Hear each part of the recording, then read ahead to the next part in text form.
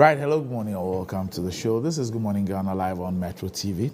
It's a Thursday, the 18th day of April, 2024. By His grace, we're live and we're here with yet another edition of the show. Our gratitude will go to Most High God for the rare privilege of being alive and, of course, the opportunity of having another conversation around the top stories making the rounds here in our dear Republic. I'll let you into our panel for the morning's conversation shortly, but let's take a look at the front pages of our newspapers. Daily Graphic. GJ's 75th anniversary launch. Journalists must be fearless, says Sam Jonah. Ministry invites proposals for Saglemi housing project. I'll form first representative government in nation's history. Alan pledges. The Ghanaian Times. 9-party alliance for revolutionary change to contest 2024 polls. Alan Cash leads PAC. Works and Housing Ministry invites bids to revive Saglemi housing project. 2 UK museums return Asante Royal objects. President Akufo-Addo Asante inaugurates key energy projects in Ashanti region. Daily Guide. 4 caged over missing EC equipment. Tamale delegation visits Munster to strengthen ties. Nana appoints new accountant general. Let's support women. Baumia. Man remanded for robbing ex-second lady. The New Crusading Guide. Alan fights for ARC. Focus on women empowerment for inclusive development. Baumia to CEOs. Joaboso NPP communication team commends government of a new cocoa price. KGL thriving on good corporate relationship. Alexa Powell Dade. Supremo woodworkers threaten face-off with concession and crutches. Sam Jonah challenges journalists to uphold truth, independence, and accountability. Leverage trade to achieve development in Africa's agri sector. Dr. Edwini Kesi.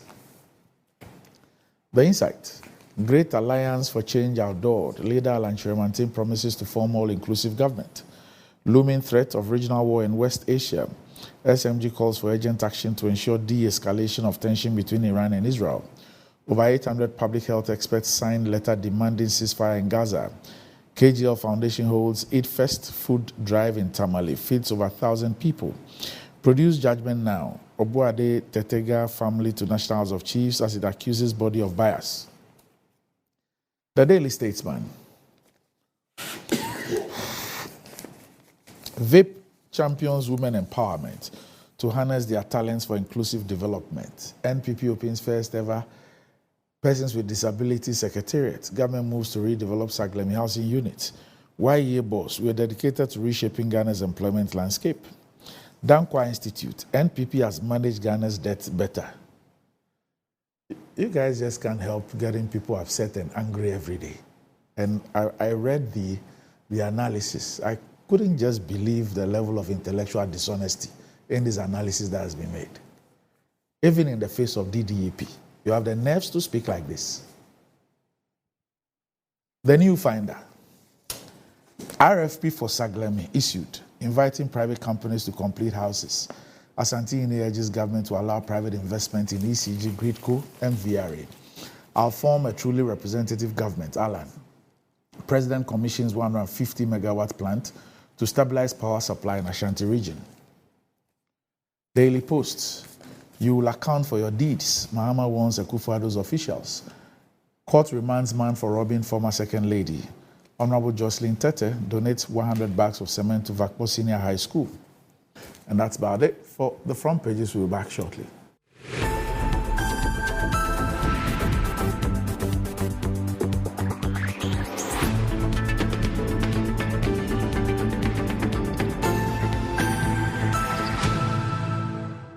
And then you see her. Now the Ghana forehead and him to Obama MPP. Now the Dankwa Akufo-Addo. And no man there that this is so bad. Why? Or stay at the ayo. Ebu Bako. 18 and then another me. The Baba had no more share.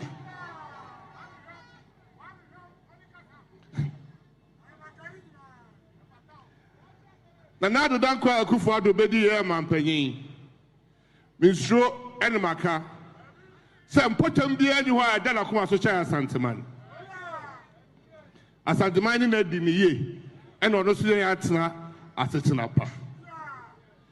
Today, we are Baha. And if a fair way, a BC Yabam Hada, a BC as Santabamda, Nana do Danko Akufo-Addo nti ebi asi na ewie. Nokre obi nya sebia anko obeye bi. Obi nya sebia o ntimi nya bi nti ana de osua wasa no osa no achia nepa. Ghana baby bebre adwo we ABS ho. Eso obi amusa se aden na ekọ ho. Ebi se soja ama Ghana hira. Esi wa akosombo Kwame Nkrumah breso.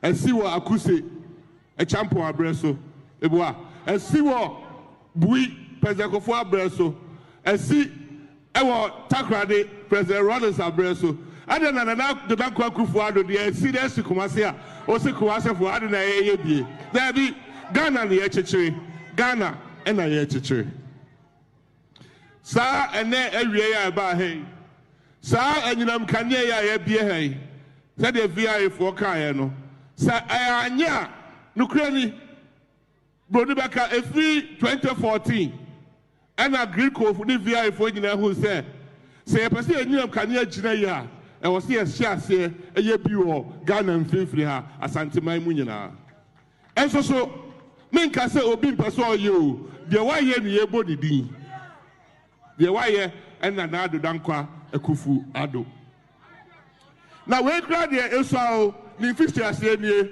sanana no mo hwe wa chinjo wa chia ane fa ha asase a agoma so ni mpanyifo ade ama aban a yesi ya beka ni energy no 800 megawatts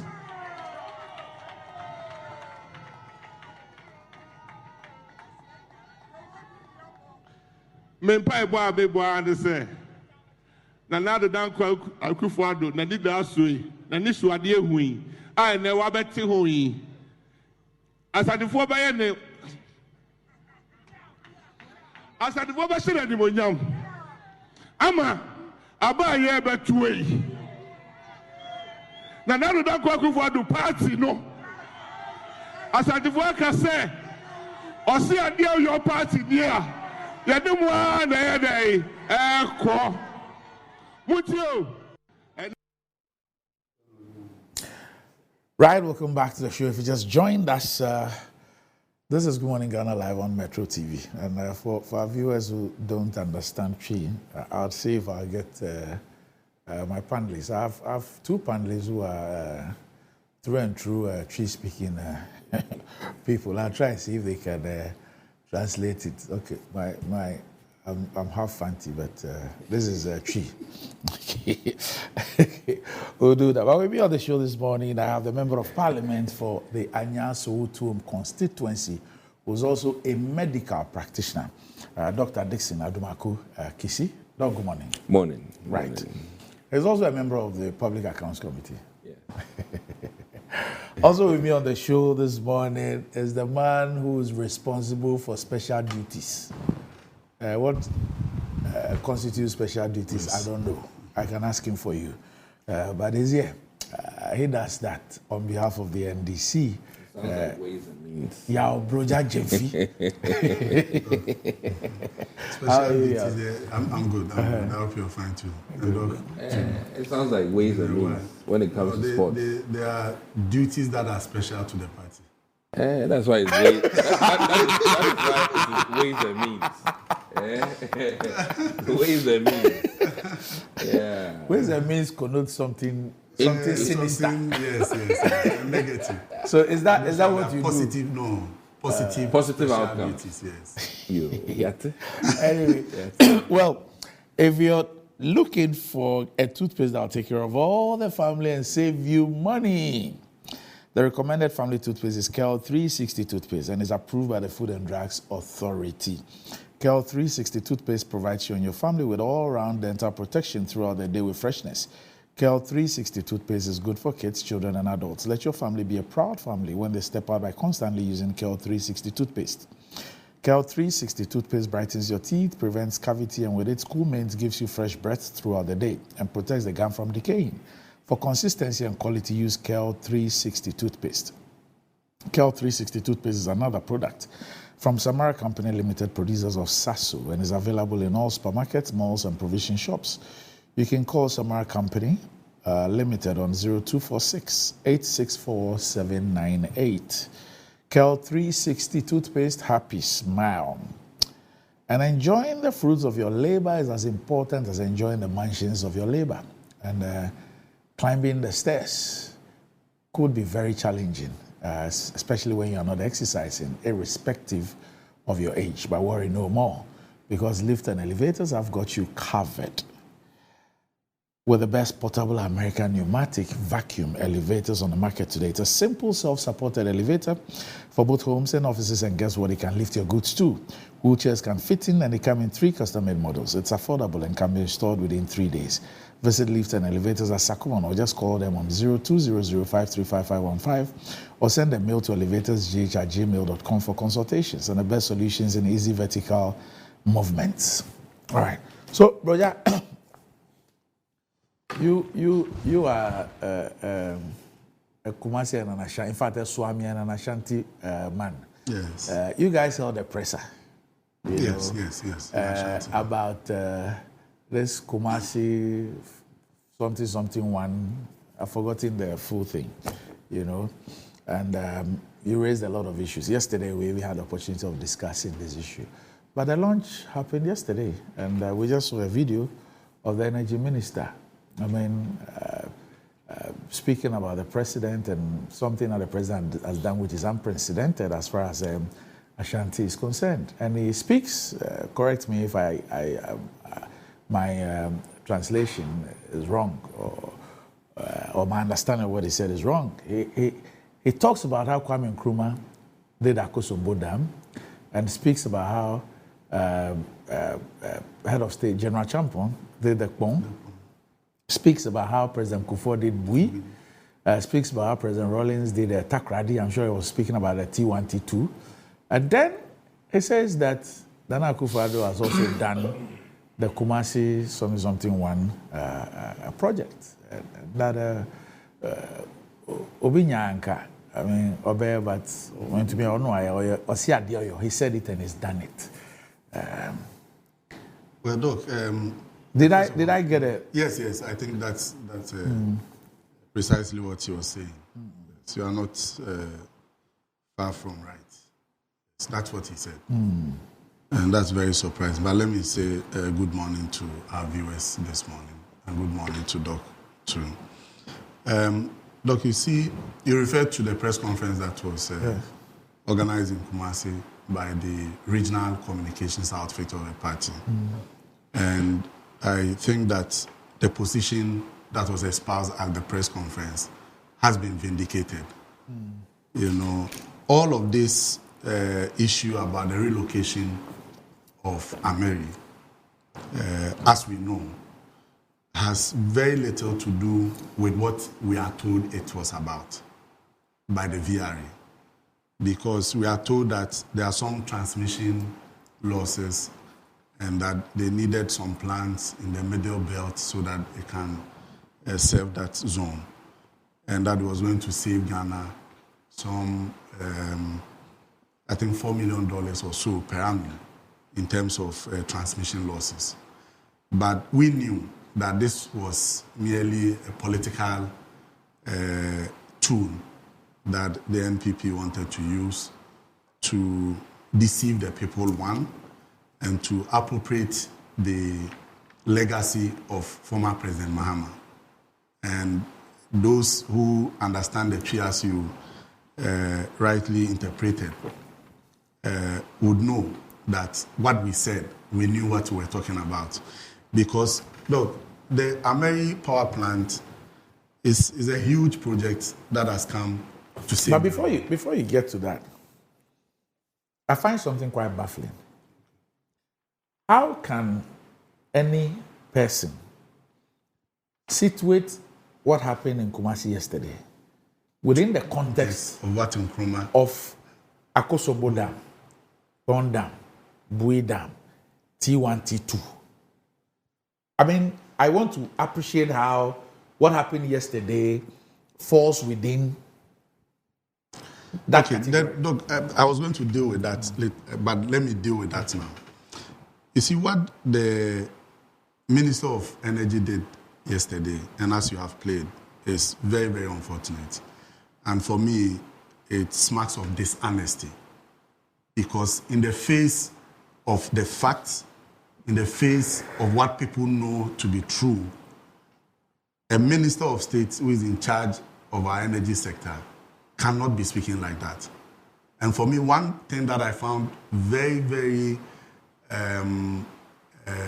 uncharacteristic of an Ashanti is when the Otumfuo is, Otumfuo had attended a program even before with the president.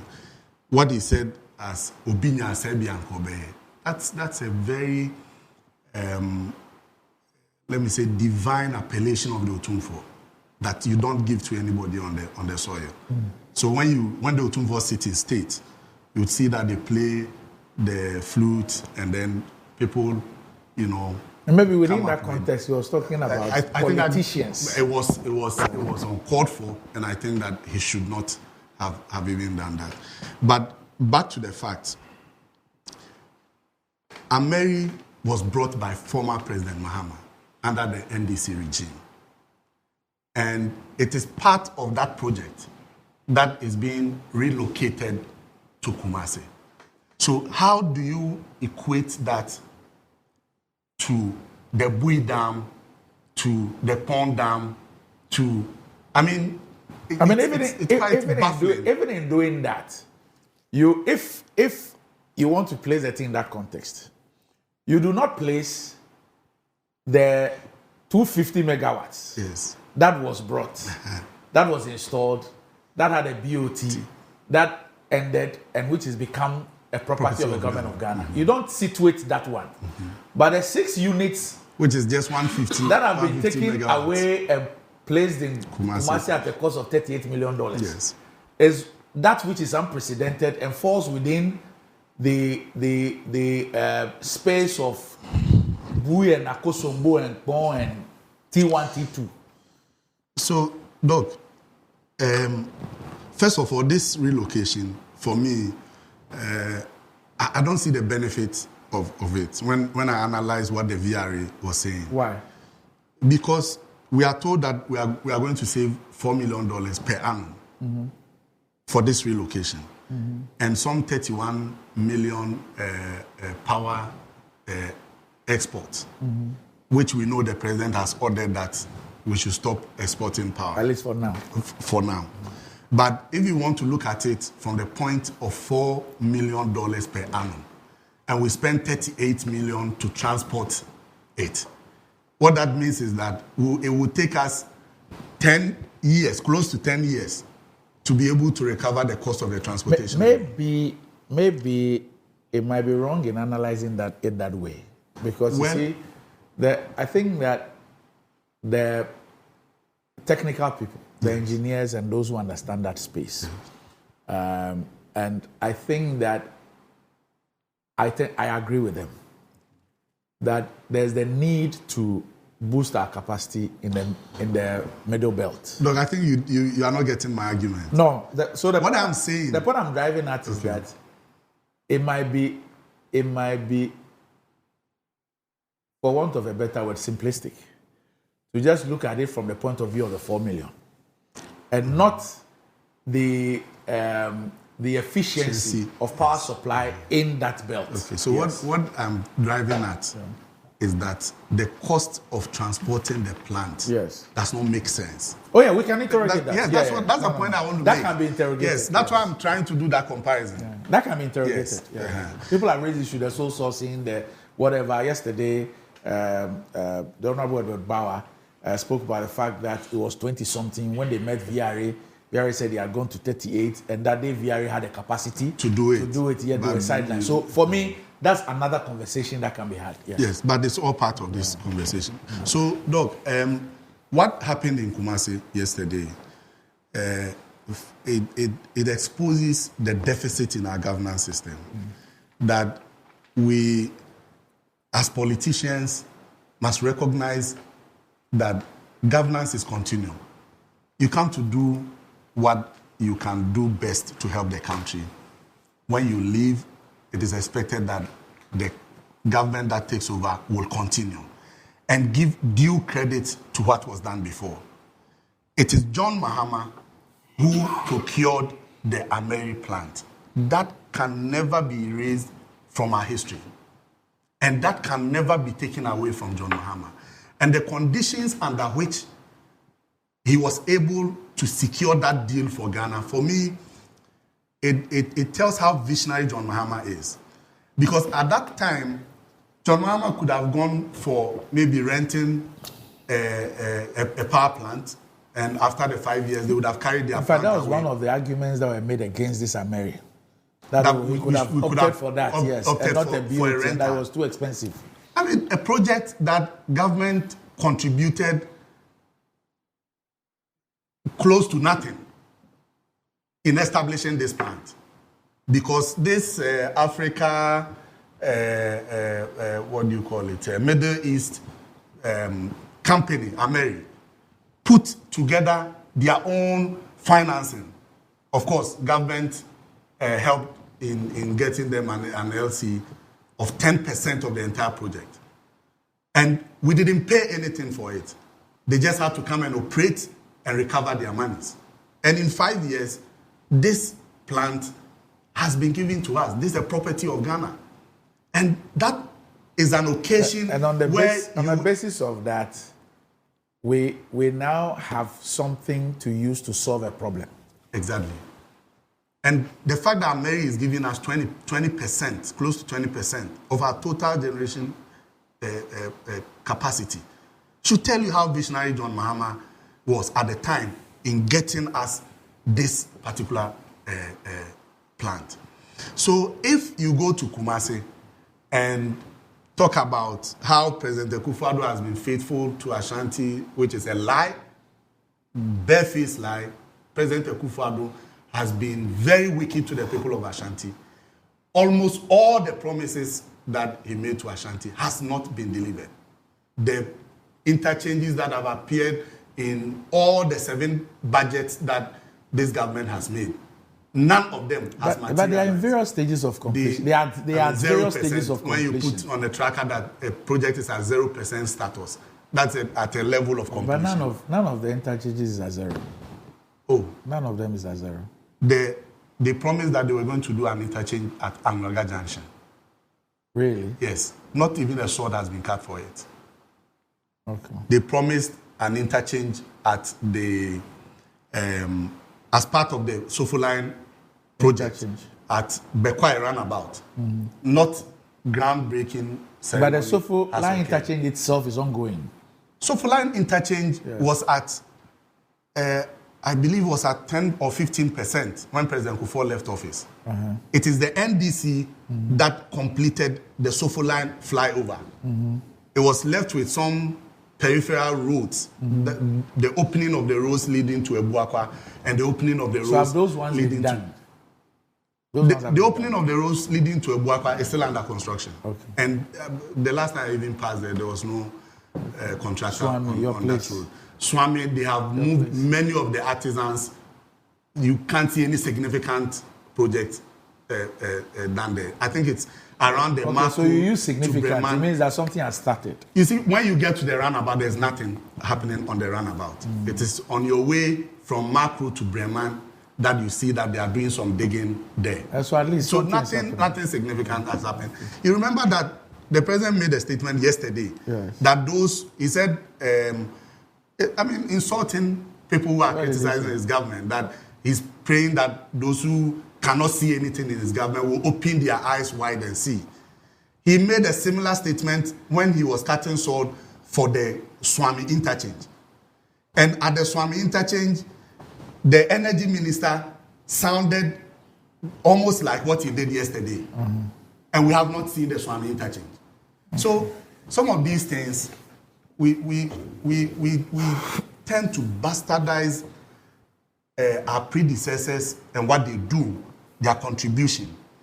What John Mahama did in solving our energy sector problem, though I can say that it will take a very long time to have a leader who will be so much committed and selfless to deal with a problem that has a root cause in generation. That we know that Dumso was not the making of John Mahama. We know that because of the inability of successive governments to diversify our energy generation from the hydro to thermal. President Rawlings started something. President Kufuor in 2007, when we went into an emergency situation, he also procured emergency plant. When it came, industry experts described those plants as toy generators. President Mahama, confronted with a similar situation, has produced an emergency power plant which has come to solve a permanent problem for us. And you go and stand in Kumasi and try to appropriate it when just 150 megawatts of the overall 250 megawatts that is being transported to Kumasi. What was there even for the commissioning? When ABBEY was brought to Ghana, it was commissioned. It is the same power plant which has been dismembered, and but it's a different project. Part of it. It's not a different project. It's the same power plant. No, it's a different project. Is it? How is it a different project? Because it's now situated in the middle belt. I mean, how? Yeah. I mean, how? Can I come in? This. Look, I think unfortunately, we cannot take a part of Akosombo or Bui or Kpong anywhere else. Uh-huh. Of course. So it tells you that John Mahama was visionary, and he could think about a project that would be sustainable even in an emergency situation. He still got it right. My view yesterday for the people of Ghana. My view yesterday was that these are routine things that are done by VRA and Greco. I did not understand the kind of fanfare and presidential thing that we were trying to do. But of course, what happened yesterday then really betrays what the intent was, because anything to improve electricity distribution, whatever, VRA and Greco and things, they do huge projects even bigger than this in many, many parts of the country. And it's routine. Yes. So, Doc, I think that the energy because minister, you see, to be honest, if I were in that region, and the energy minister tells me that the president promised to do this. Yes, he said the reason for the gathering. Yes, is that the president has come to deliver a promise. The president promised to do this. Where was that? Yes. And two, that this falls within the if you want to call the elite group of Akosombo and Kpong and Bui and T1, T2.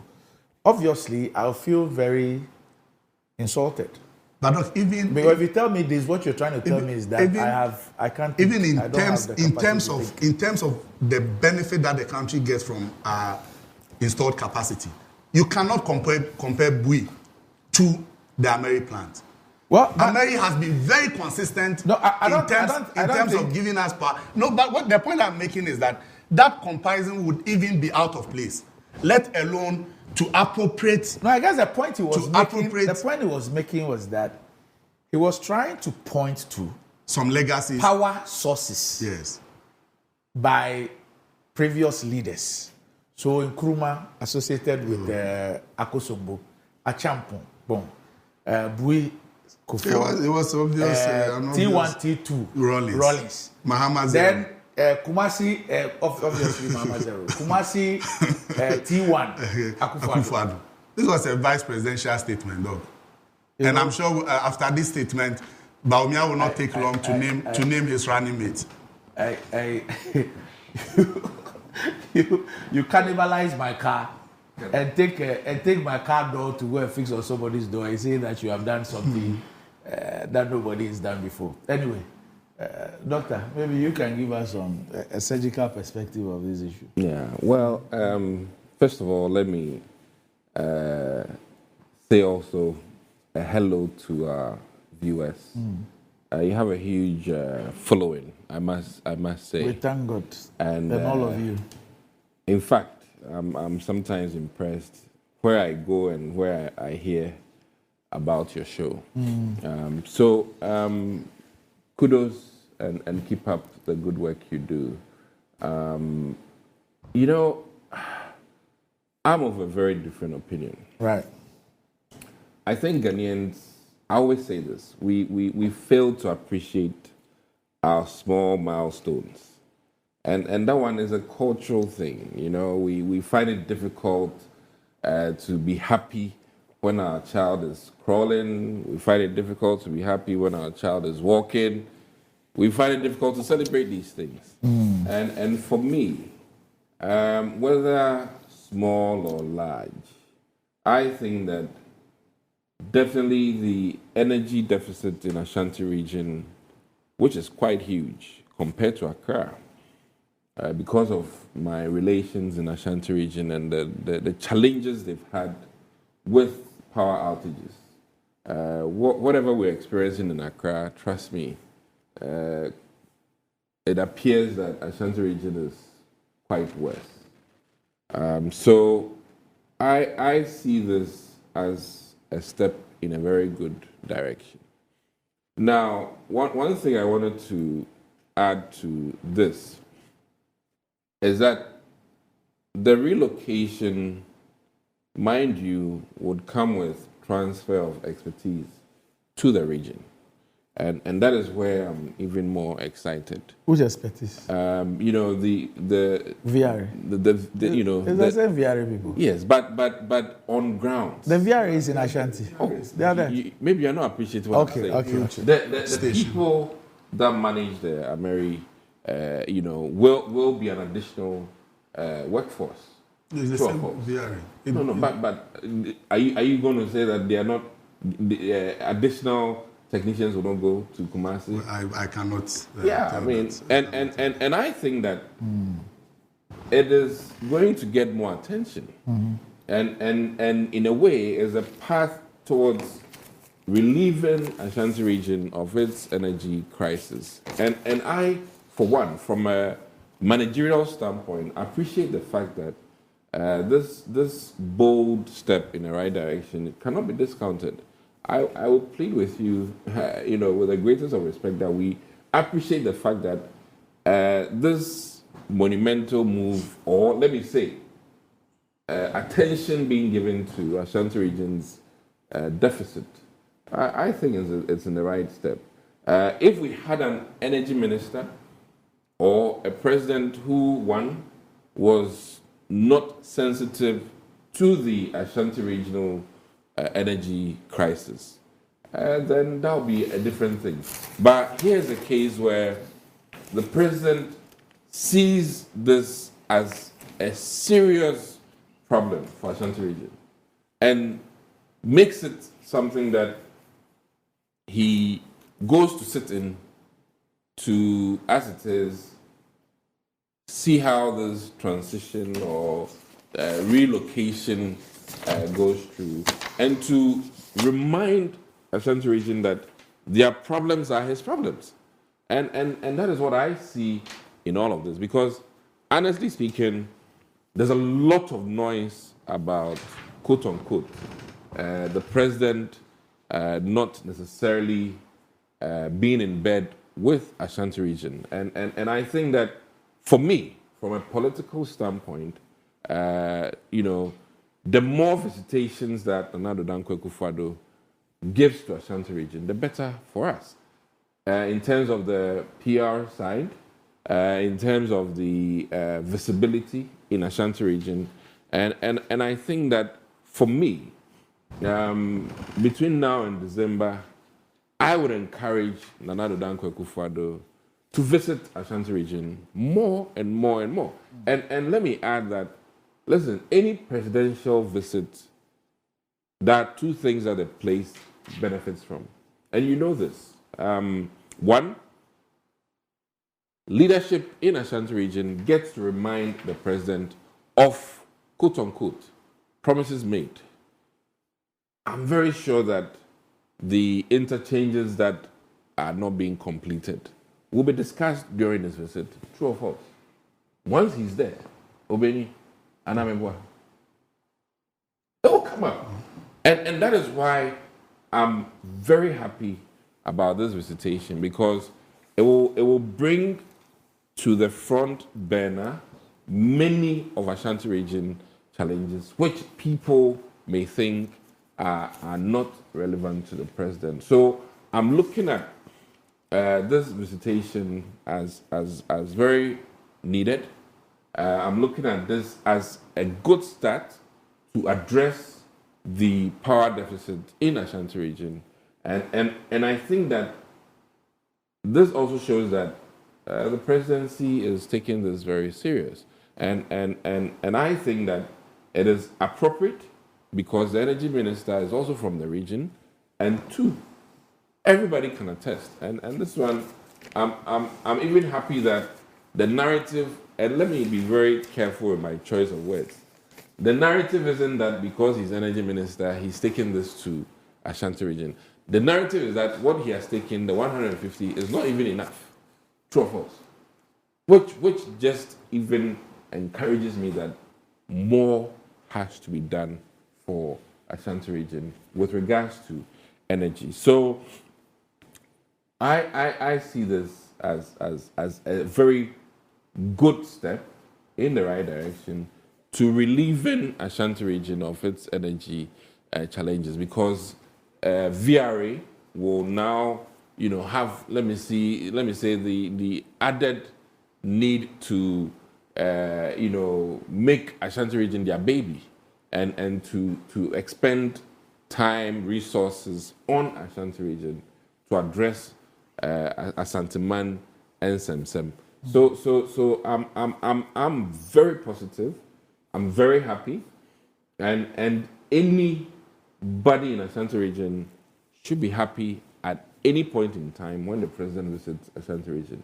I'm here wishing for even a visit from some of these big donors to our country, because when and if Joe Biden should touch ground in Ghana, George Bush came and we have George Bush Highway. Another visitation, if Biden should come, we don't know. Maybe we'll get another major breakthrough. So these presidential visits are of very important use, and I think that I'll be very modest in terms of my choice of words.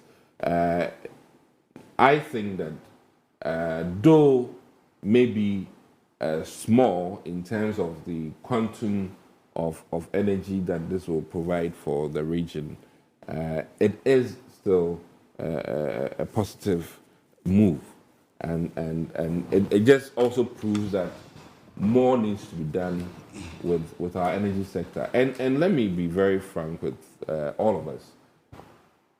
I weep because clearly we have unstable electricity supply in this country. I won't go into the nitty-gritties of why and what, because clearly, I mean, at the end of it all is financial challenges. And I think that we've politicized energy too much. We need to come to terms, both parties, if we really wish development for the nation, and to demystify the energy challenges, and be very clear to both parties and the world that these are the true Ghanaian needs. This is our path to it, and untie it from politics, because I think we're not doing Ghana a good service in terms of our energy crisis and our energy need. And you should be addressing the energy minister. No. I'm here Because what is more partisan and to a large extent dishonest than taking 6 units of 10 units that your predecessor brought in. And I always say that I will even leave out all the commentary about that thing. Okay. What people who are using it today to make a claim to fame, what they said about it. I will even leave that on the side. Okay. But if like I said, if you have your vehicle and I pick a part of your vehicle to go and do something, and I claim that I've done something unprecedented. No, but what I'm saying is, I'm talking. You don't get the point. That's why I claim your tree is better than mine. I understand what you're saying, but I'm also making a case. No, I'm saying that the case you're making, I don't disagree with you. Yeah. But I'm saying that a clear and classic example of what you are asking us not to do is what we just saw. We just watched the energy minister do. I want to go and to an extent the president himself. Yes. I am making a case here for all of Ghana. I mean, let me be very clear with you that I'm admitting that our energy sector needs are way above any political party. And I think that if we really want to solve this, we need both parties at the table. And we need to table out that true solution, irrespective of government. Right. And because this issue is bigger than any party. And I really think that at the end of the day, the ordinary Ghanaian is the one suffering. But and that is why there's little the people of Ghana can do in all of this. No. That's Because not you see, if we can entertain such dishonesty at that level, no wonder, look at how ECG is behaving. You put off lights without informing people, and when you are contrary to the law, when you are queried, you say that it's because of transformer overload. In fact, PURC, under the watch of the energy minister, you have ECG and Gridco, two entities under his watch, trading accusations. When the Ghanaian who is buying prepaid and the Ghanaian who should be served is being underserved, is being shortchanged. Yes.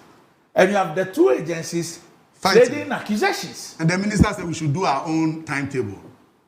And for anywhere in the world, the ECG MD will not be going to the office today. No. I think. How can you look in the face of Ghanaians and lie? Issue a statement that because of transformer overload. When PURC investigated the data that. I think we're not being fair to the ECG board. Wait. If I don't make the point, let me help you. How do you examine that I'm being fair or unfair? I want to help you. Let me finish making the point before in the sense that this ECG board hold on. has told Ghanaians that many governmental institutions owe him. Yes, that's another issue. That's another issue. But he didn't have to tell us that. What I'm saying is that another issue. He has made a lot of.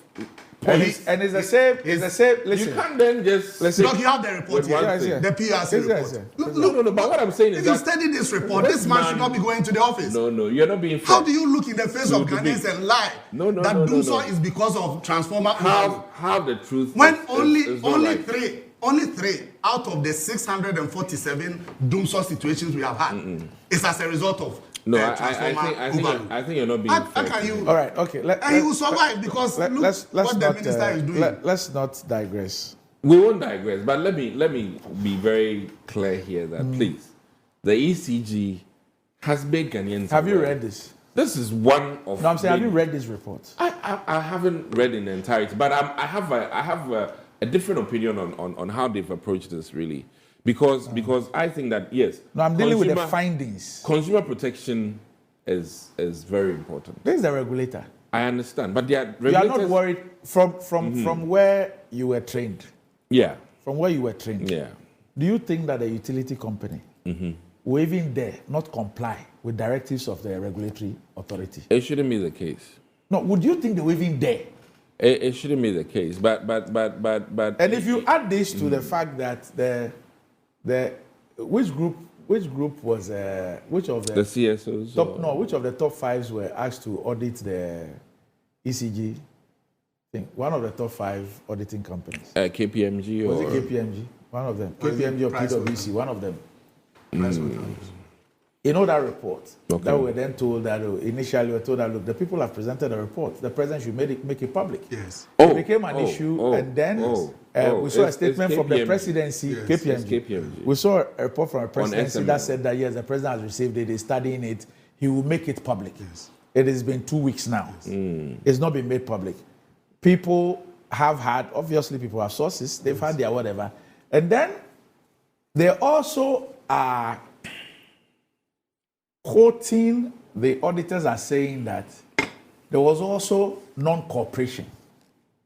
Many of the documents that they asked for, information that they asked were for, not given to them. it was not given to them. And it's impunity in the in system, that report. You understand me? Now, if you add that to this non-compliance of a regulatory authority, that's why I asked you. If you look at the issue of the cash waterfall mechanism, which is under auspices of the vice president, Yes. it's under the auspices of the vice president. Yes, it is. Yes, the ACG, according to this report, No, I'm listening. has defaulted from August of last year. When they were giving this directive in March, then they paid that for March. But from August to February, it's still outstanding, the cash waterfall mechanism. And from this report, they are saying that it's in excess of $400 million.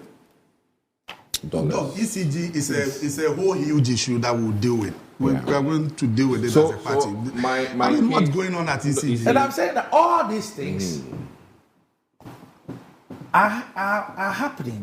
And we yesterday, I think it was Edward Bowe made a point that perhaps now the biggest threat to our very survival is our energy sector debt and situation. Yes. Because we are not forget that the IPPs refused to go under DDEP.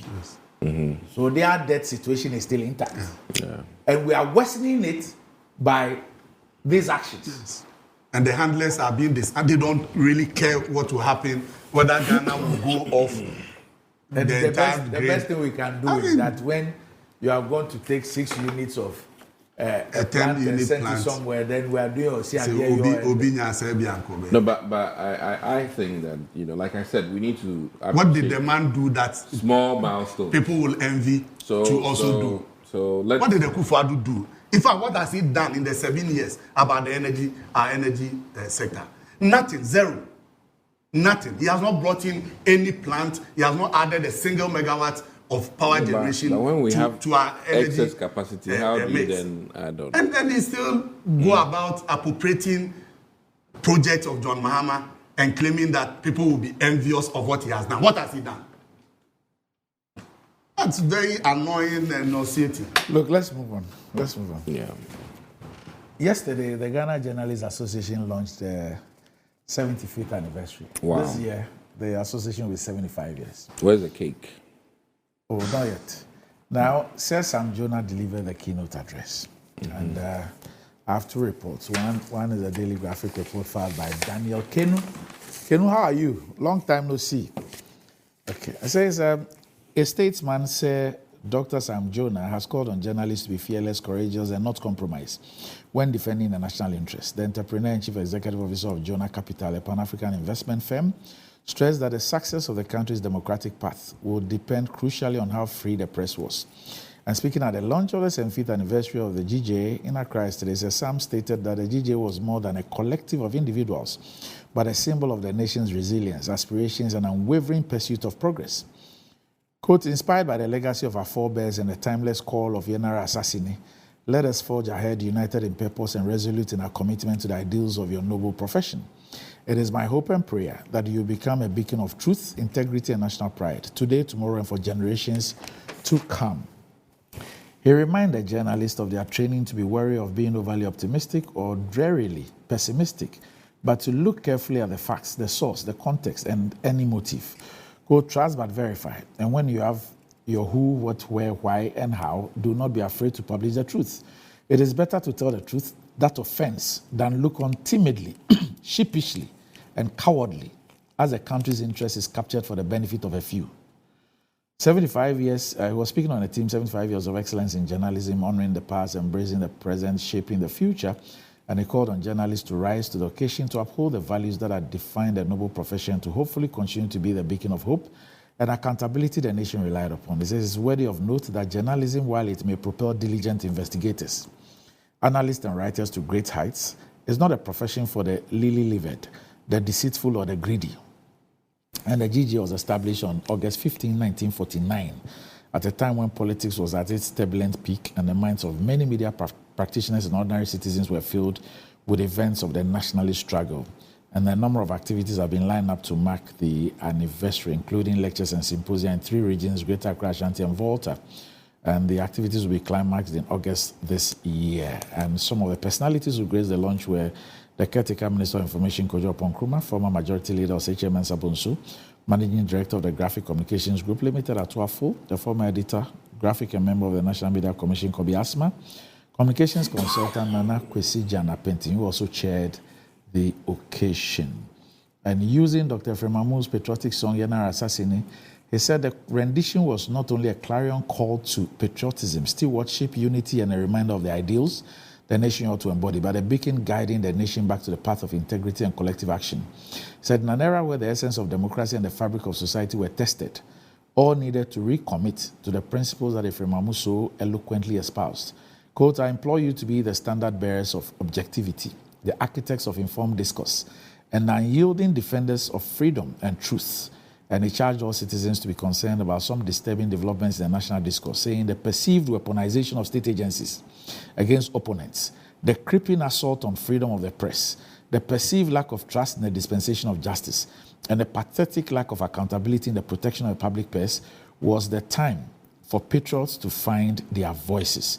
And he bemoaned the increasingly polarized media landscape, which had left little room for neutrality. He cautioned that the polarization threatened the very ethos of journalism, which, like the clergy and the teaching profession, was a calling that demanded integrity and a commitment to truth.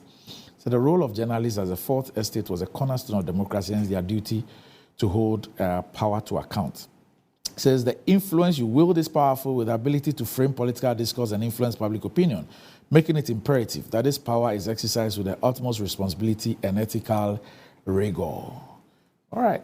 So the president of the GG, Albert Kwabena Jumfo, paid tribute to some pioneers of the association who made invaluable sacrifices to bring it thus far. They included T.B. Oti, Tom Dokenu, Sam Morris, Martin Tessin Kofi, Henry Ofori, Carl Randolph, Regina Adai, and Erica Jololo, saying the association had gone through many phases and surmounted many challenges. He also acknowledged his predecessors, Cabral Bliamihe, Gifty Afenyidazi, Ajoy Ebu Afari, Nana Kweku Deno in private life as Ransford Tete, and Roland Afelmoni.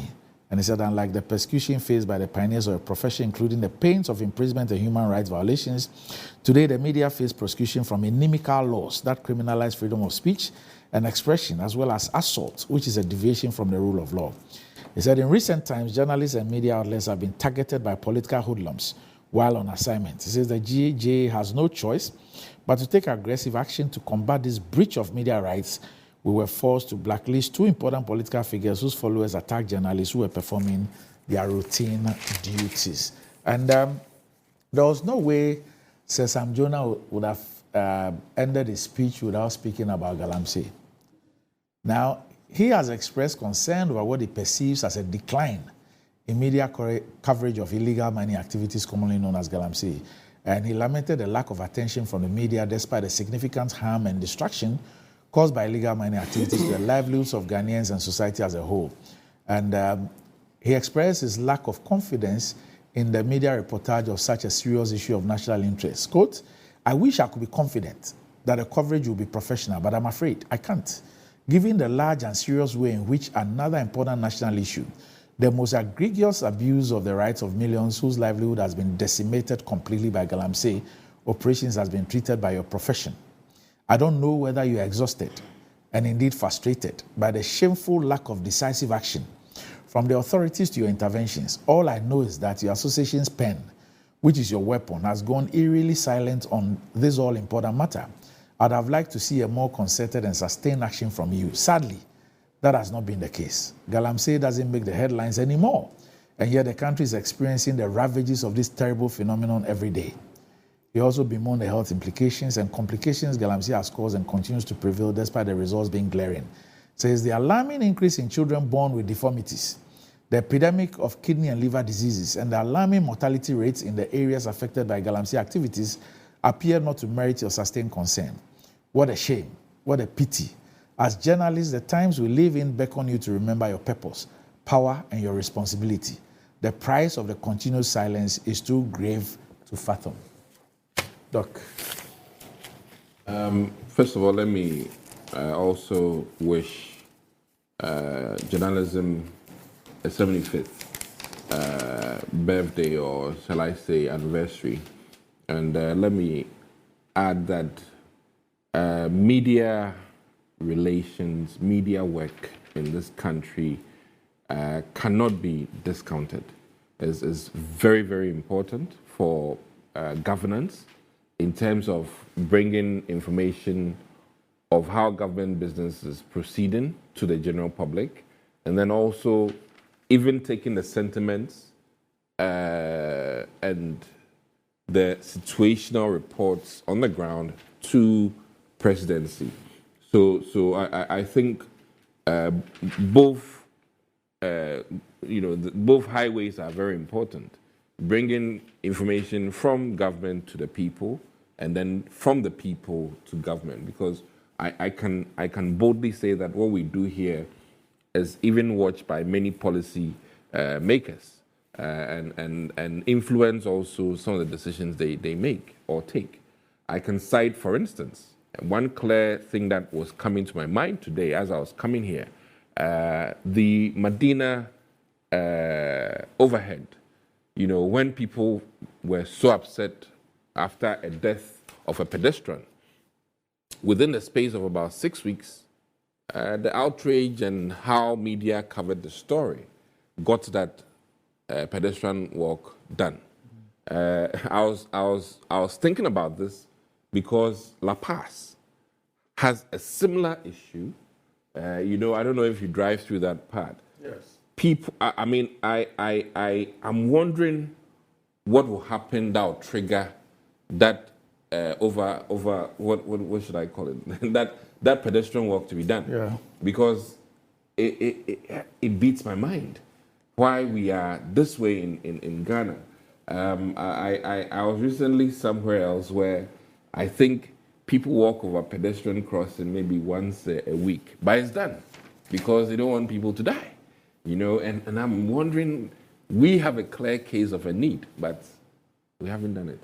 Anyways, so Sam Jonah, says it very well, but there's one challenge I'll throw to the media houses. As we sit here today, I'm wondering who is a journalist with expertise in energy. There are. I'm wondering. What I mean is that. I'm not sold on it. And I would also ask, who's a journalist with expertise in education? Something has happened. Or health. Something has happened to journalism over the years. Yeah.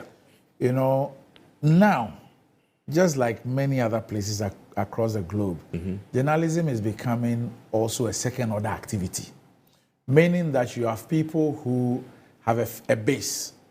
Correct. A professional base, yeah, who have moved into journalism or are into journalism and have decided to study in other areas. So you have that increasing number. Okay. And even with the journalism schools, you now have a lot of specialized areas. We need more. Yeah, yes, obviously. Yeah. Where it is no longer maybe you just took a course in something, but there's a whole program. So it's been changing. And you even if you even leave the print, and even take the broadcast media, and you even decide to profile some of the key people, you would find out that for many of them, broadcast journalism is a second-order activity. I mean, if you take your friend Kafui, for instance, I've seen him on Galamsey Matters a lot. I wouldn't say that he's a mining journalist. Oh yeah. You understand what I'm saying? Yeah. So what I'm saying is that I'm only throwing that. Challenge. There are media persons who specialize in those spaces. There are some who have a background, a professional background in those areas, and there are people who have also decided to focus and specialize in those areas. But when we come to general work, But of course, we need more. because I'm worried that when there's like when it comes to vehicular accidents, Yes. those who do the reports, sometimes you know how it goes, and the images they have to show and not show, the editorial work related to some of these. That's things. training. It's training. Well, what is ethical and what is not ethical. So it comes to my point the that biggest problem, Yeah. I get you. The Yeah. biggest problem, yesterday we were discussing it. I think Yeah. the biggest problem, apart from the issue of remuneration, okay, the biggest problem with the media has to do with training and retraining. So, people, I say that I entered journalism with talent. yeah, You natural. understand me? With talent. And so, the 27 or 28 years ago when I entered, it was with talent. Yeah, I didn't have a degree. correct. Today I have many. Yeah, You understand me? Yeah. Okay. And it's because I saw the need to develop myself. And I say this that for the 3 media houses that I've worked for in my career, none of them has even sent me to a 1-hour workshop. None. But it has to do with my quest for personal development. personal To passion. get to wherever by Yeah. the grace of God I am. You understand me? So the issue of training and development Yeah. and retraining Yeah, is a big issue. So people have the passion. And if you even come to vernacular, Yeah. people are eloquent. Even if it's English, people are eloquent, they have a passion. Yeah. They need to do something. Guided. So they are given the opportunity. and that's it. They will even do it for free. yeah, And that's it. yeah, Yes, nothing. And that's it. And they can stay like that for 10 years, for 15 years, for 20 years.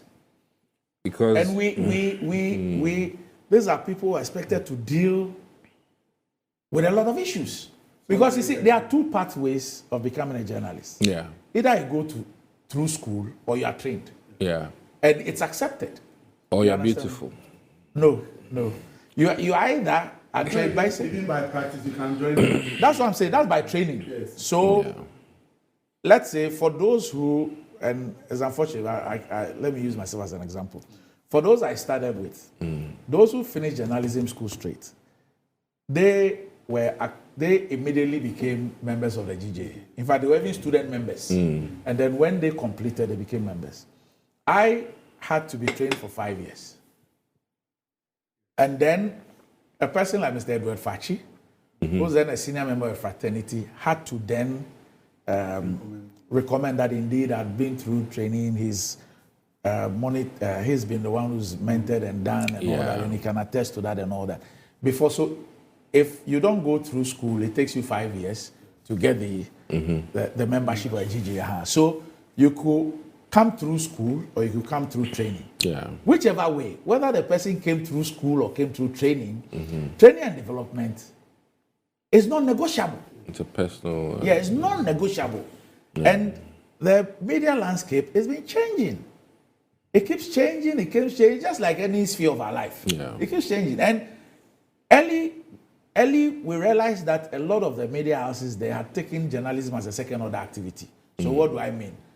Maybe you're a medical doctor. Yeah, They will prefer a person like you and train you as far as journalism is concerned. And believe that in that area, you will do a better job than somebody else. it makes sense. So somebody has a law background, somebody has an engineering background, somebody has this background, somebody has that background.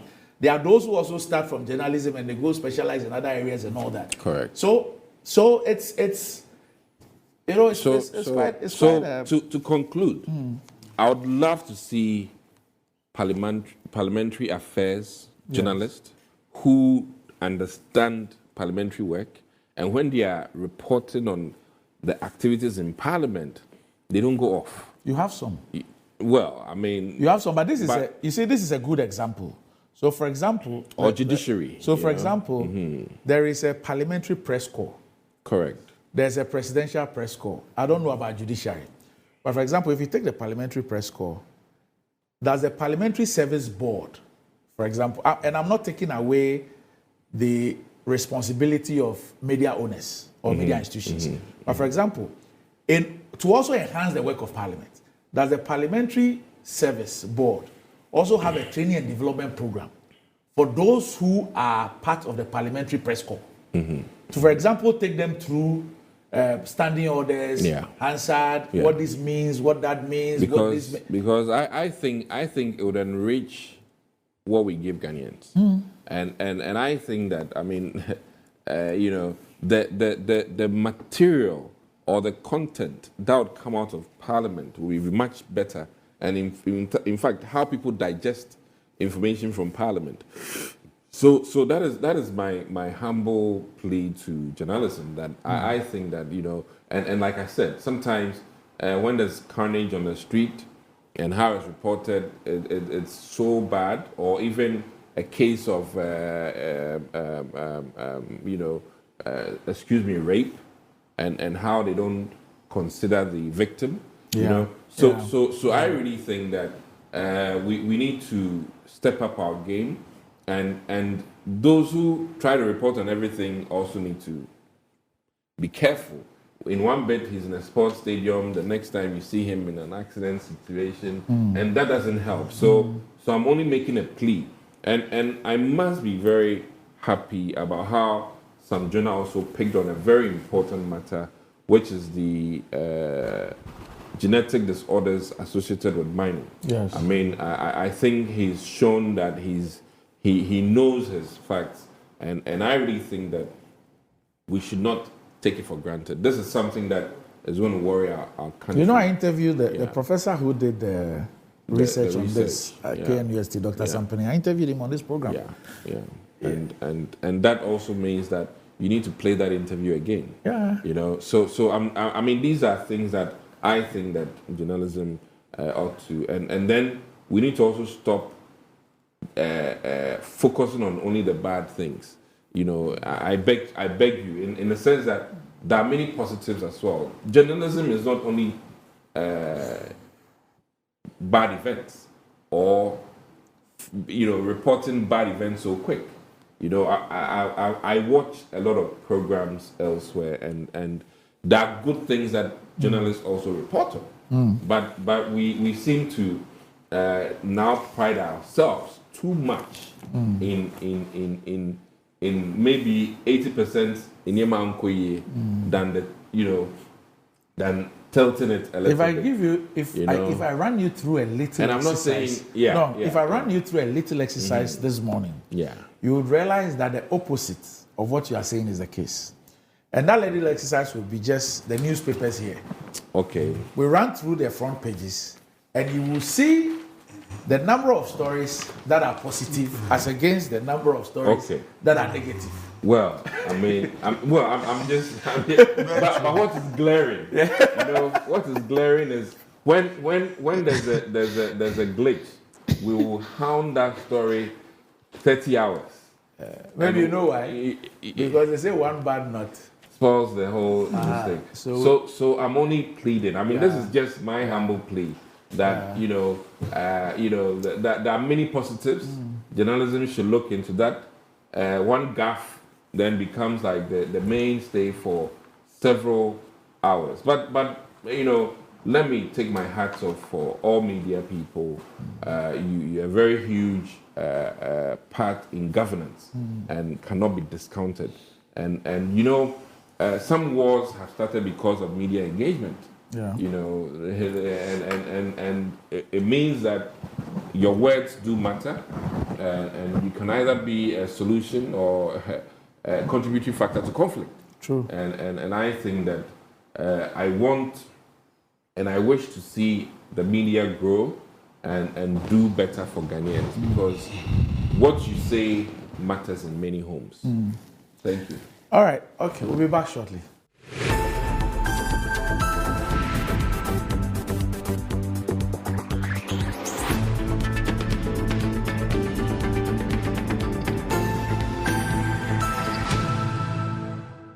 Right, welcome back to the show. If you just joined us, this is Good Morning Ghana live on Metro TV. And still with me on the show, I have Dr. Dixon Adomako Kisi and Yarobroja Jemfi, But what does wealth mean to you? Do you want to live like a tycoon? Remember, us got the Mola, got the power. Ghana's newest lottery game draws live on ABBEY TV at 9 a.m., 12 noon, and 6 p.m. daily. Now pick up your phones, tablets, and computers and download the GamePad Games app on Play Store. You can also play on the website at www.gamepadgames.com or by dialing *946# on all networks. Just choose 4 numbers from 0 to 9. It's easy to play and easy to win. Charlie, make we play this game and make some moolah. Nobody beats our odds in Ghana. GamePad Games, more moolah, more power. This game is regulated by a National Lottery Authority and is not for persons under 18. Play responsibly. Ayesoko, Dakosombo Dan be big, but Betway's cash out be bigger. Betway is giving you more control over every thrilling bet you place. Enjoy the biggest and most reliable cash out in Ghana on Betway without any hassle. Sign up today at betway.com.gh. Terms and conditions apply. It's not for persons under 18 and is regulated by the Gaming Commission of Ghana. Betway, get way more. And Blue Jeans energy drink has been on the Ghanaian market for about 20 years. We already know what it does for the body. It contains vitamins and nutrients like vitamin B2, B3, B6, B12, as well as taurine and guarana, which are known to boost your strength and energy, as well as promote high performance and endurance. Blue Jeans energy drink has been tested and tried. It's indeed the best. Blue Jeans energy drink is for bold and active men and women. So go on, grab a cold can and power your day. It's in shops nationwide. For bulk purchases, contact Budget Cash and Carry Limited on 0208 128 or 055 001 0000. Roger, let me hear you on GJ at 75. Yes, look, congratulations to GJ and congratulations to you too. I have to go and have to go and pay my dues. So. You have arrears. I have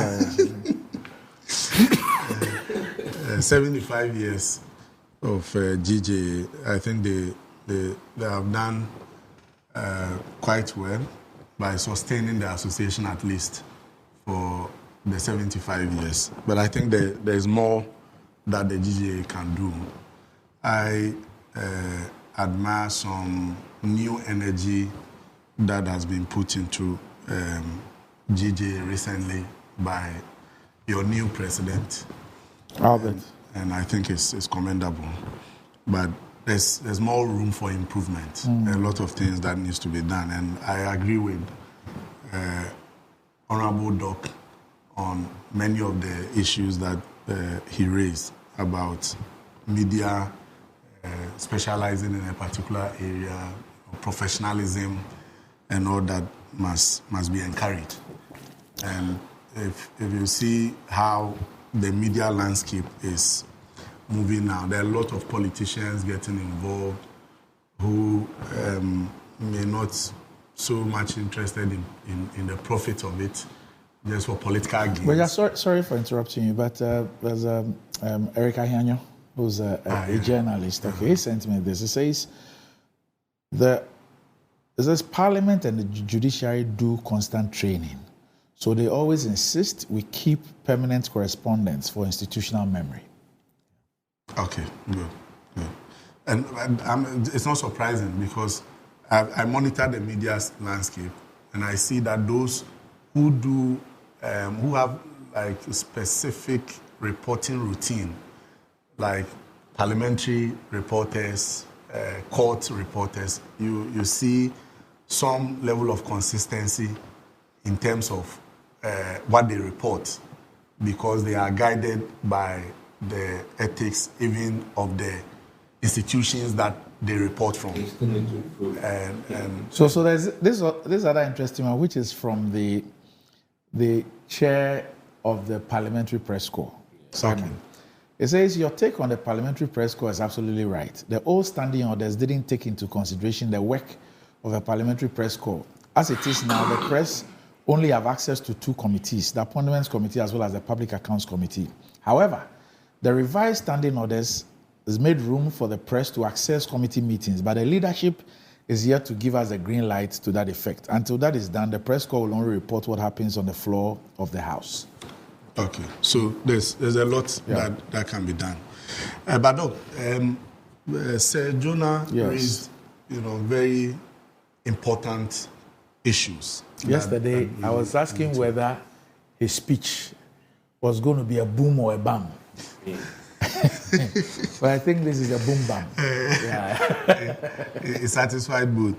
Yes, I many times I listen to his lectures, and you could see that he's more detailed. He deals with the issues, and for me, he confronts the issues. He does not seem to dilly-dally or dance around the issues. He just confronts the issues and deliver it. And if I would entreat every media personality to look for the speech and read it. At least many of the online. Let me read an extract to you. And I think this is where he speaks about fearless journalism and all this. He says, as we approach the forthcoming elections, let your pens and voices forge a narrative of peace, fairness, and democracy. The sad saga of Sal, the killing of innocent voters at Techiman, and the unprecedented electoral violence at Ayawaso will remain a scar on our collective conscience. We must all resolve that these unfortunate chapters in our more recent history will never be repeated. You should endeavor to be the bridge over troubled waters, ensuring that every Ghanaian, irrespective of political allegiance, finds solace and strength in the truth. Yes, straight to the point. Just hit the nail where it's supposed to be.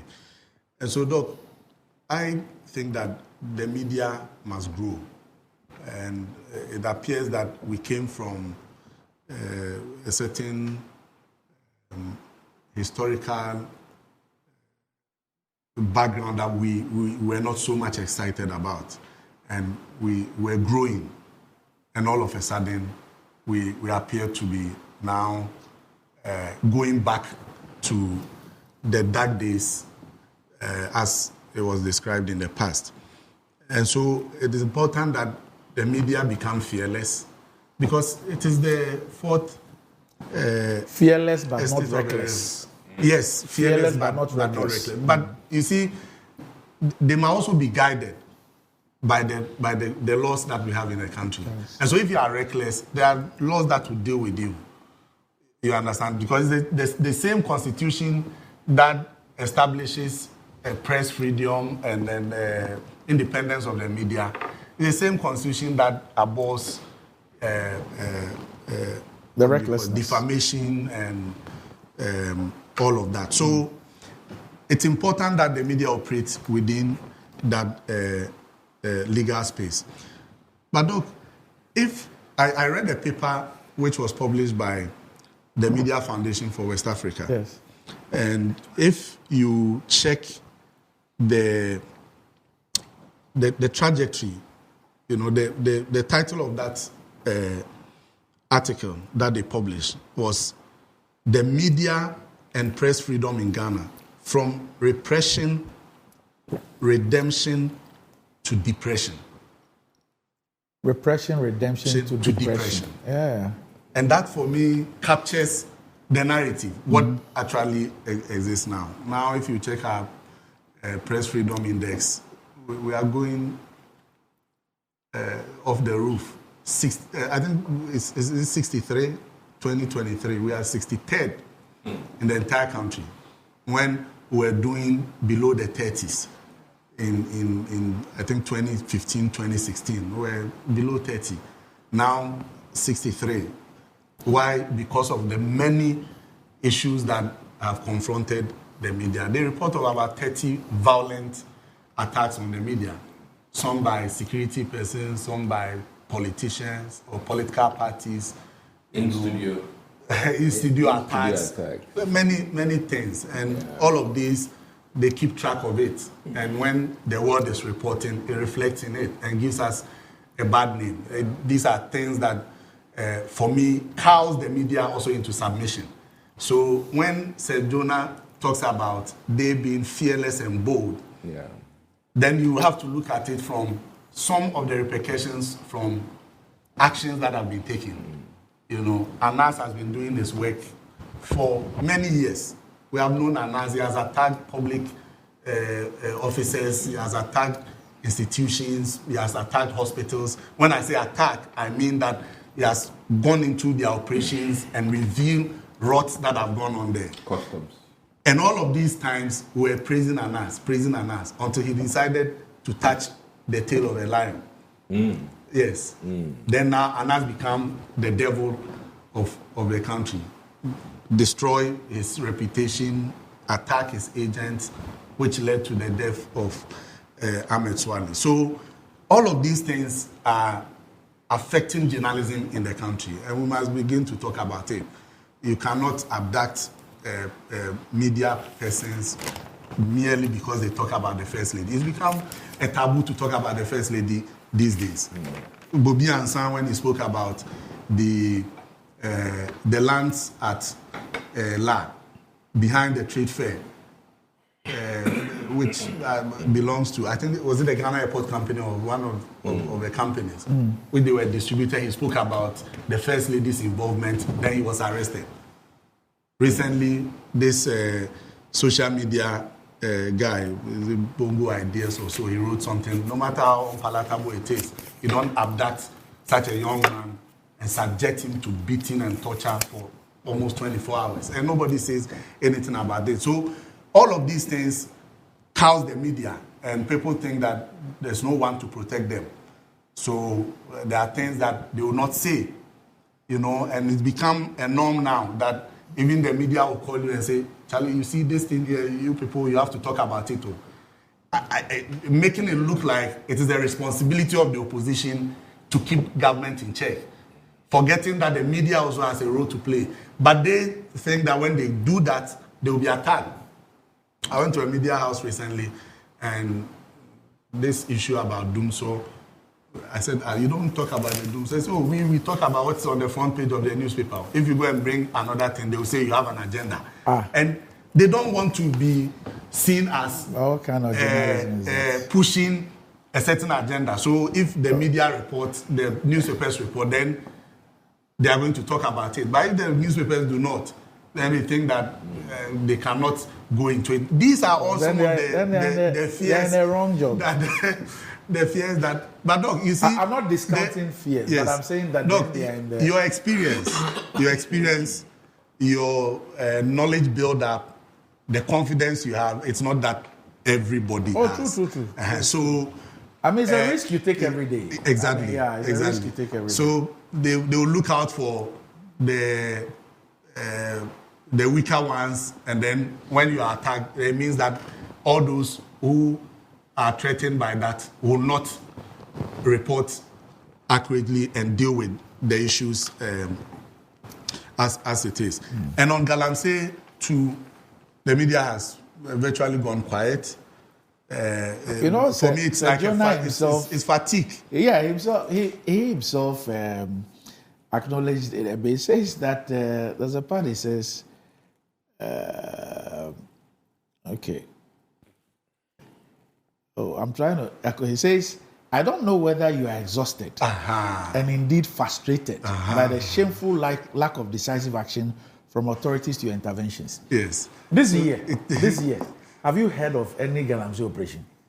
This year? No. Have you seen the reports of and the pictures and videos of the river bodies? The river bodies. Yeah. It's going brown again, or chocolate, if you want to describe it that way. Nobody is going after anybody. It's an election year. Nobody is doing anything. Party here, Sika. Nobody is doing anything.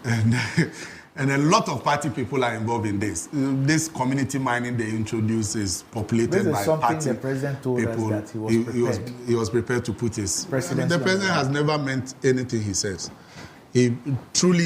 This president has been very disappointing. There are many people... We're talking about media house. There are many people... Yes, and talking about Galamsey, which he put his presidency on. We're talking about media house. And has to do with Galamsey. So the president, for me, has been very disappointing. And I'm not surprised that many people who watch for him, including men of God, have begun to speak. I don't know if the implications of Galamsey are not that known to our people, or we don't care, or for those of us who sit in Accra, we think that it is so far from us. To be honest. No, maybe. To be honest, I'm telling you. Maybe. To be honest, because in the next 10 years, maybe earlier, 10 years, 15 years, 20 years, what's going to happen to this country as a result of these activities. You can't imagine. You forget about even we can put the issue of the cocoa thing down. How it's affected our production. Yeah, production and all that. I don't think that that's the main reason, although it's a key reason. Contributor. I think there are many other reasons, you know. But incompetence is part the of it. health implications, the implications of even access to water. Yes. Drinkable water. Yes. Drinkable water. For this country. Yes. How And this not thing only will that, affect our very existence. How they are destroying our Already. forest reserves. Already Ghana water. How is they are struggling. destroying our forest Well, reserves. look, every year we say we are doing Green Ghana. We are going to plant 10 million 10 trees, million 5 million trees trees. We are spending money. 10 million trees for 33 million. We are spending population. money to do those things. Meanwhile, whilst we are planting, we are allowing People a to decimation. degrade. And you fetching water with a basket. Look, it's very, very bad. It's very bad. And everybody, you see, I'm sure that even people like Erasmus Asaridonko, Oh, he would have. He should be fatigued by now. He should be fatigued. Yes. he should be fatigued by should, now. he should. Because this is a person who put his life On the line. on the line. He and many other people will follow.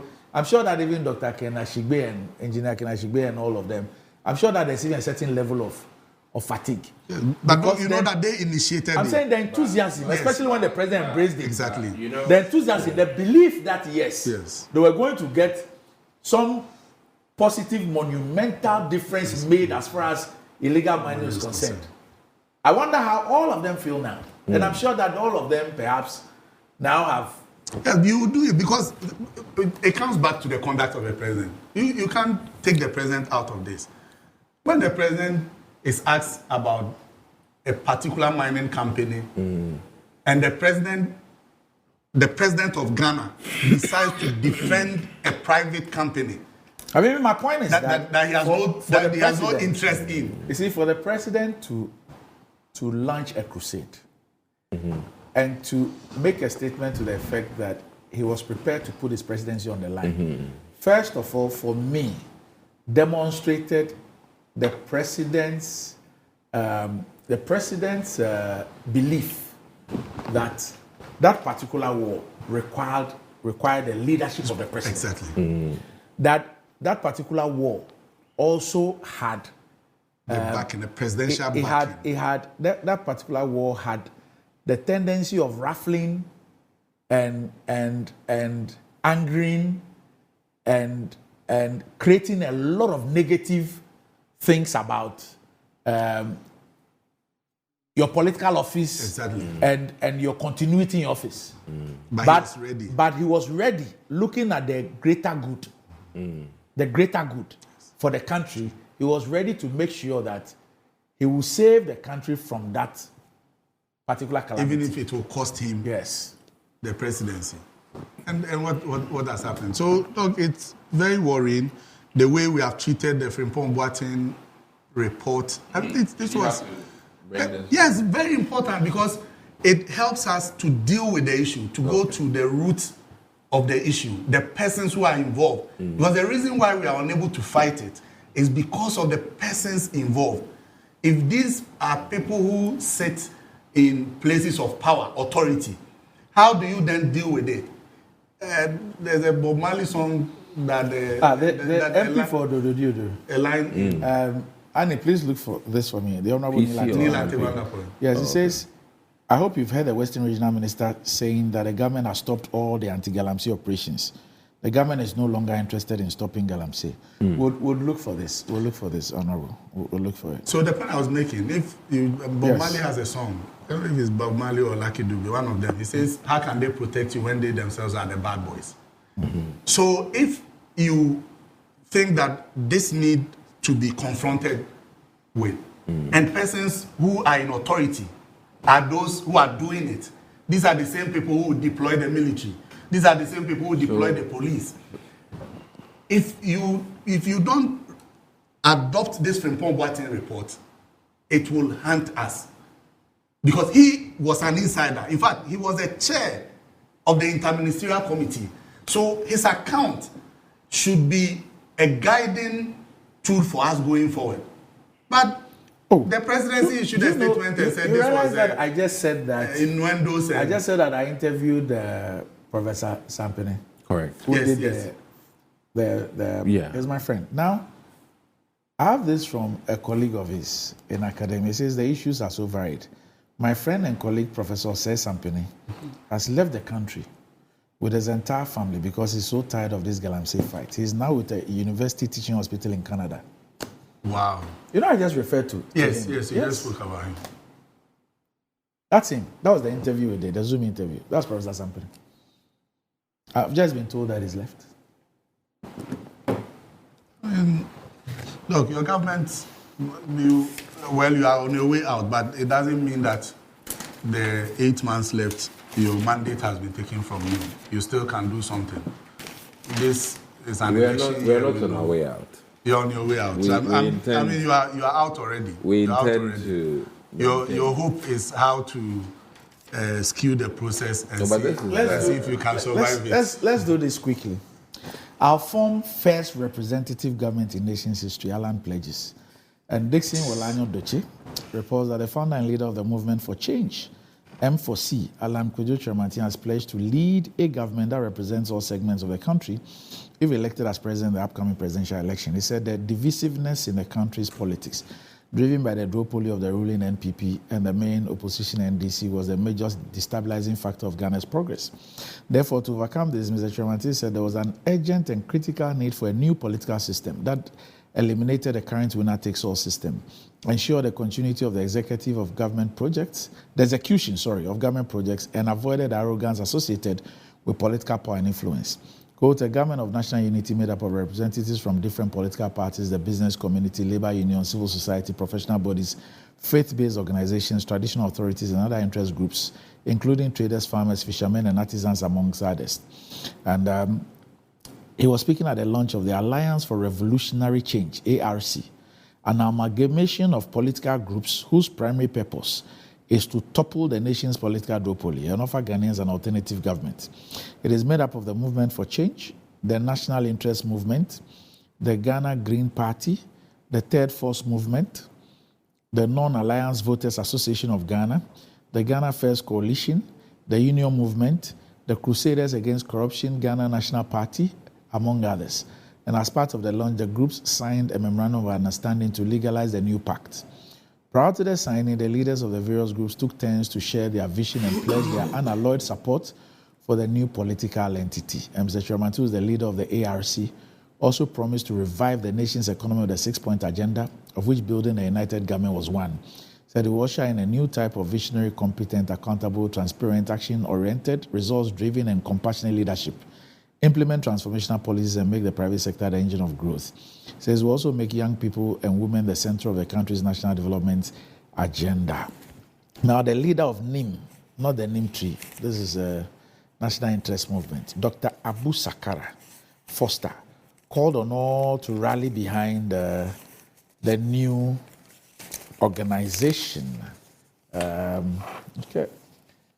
Alliance, and he says, and vote for Mr. Chiromati during the December polls because the ARC was the only entity that would prioritize the interests of all Ghanaians and not a selected few. And he also encouraged the youth in particular to vote for Mr. Chiromati and described the alliance as a gift from the older generation to the youth. He says that the two dominant parties had led the country to the brink of socio-economic collapse, and the ARC was the only vehicle that could restore and reset the nation.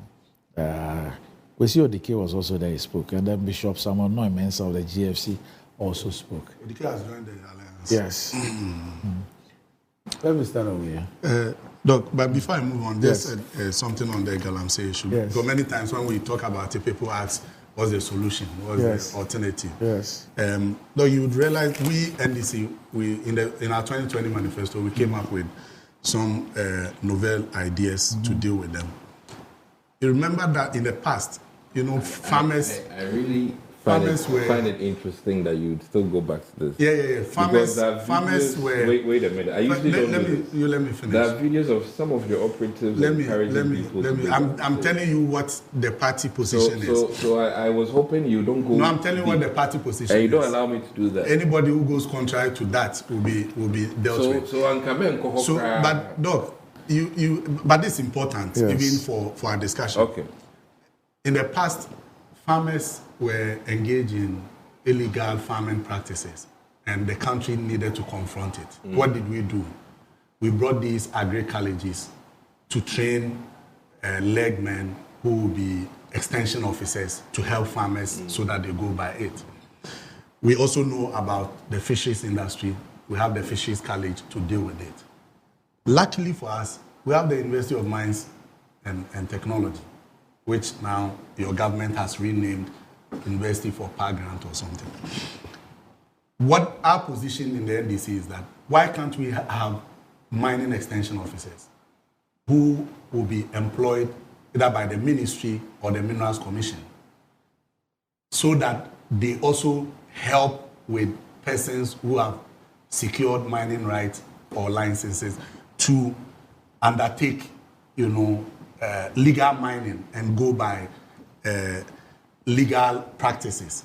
And so that's one of the things that John Mahama has promised to do. So once you put your seat on it, you failed, you are on your way out, John Mahama will come and implement it. Doc, Alan Chematin, honestly, I'm a bit surprised about how he's improving, day in and day out.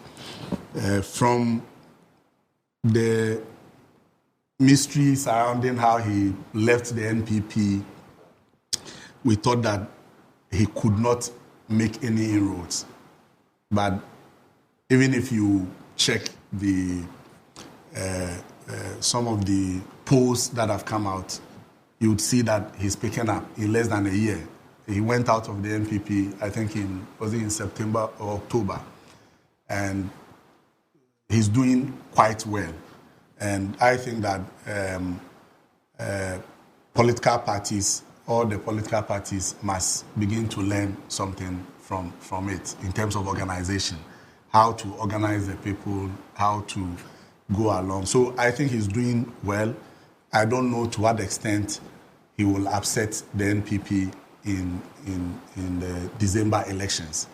But he says he intends to upset both of you. Oh, I've heard various scenarios that they have on their board. When you go to their war room, we have a lot of information from there. They have created various scenarios, how either they push the election to a runoff and they will be the deciding factor, even if they are not second.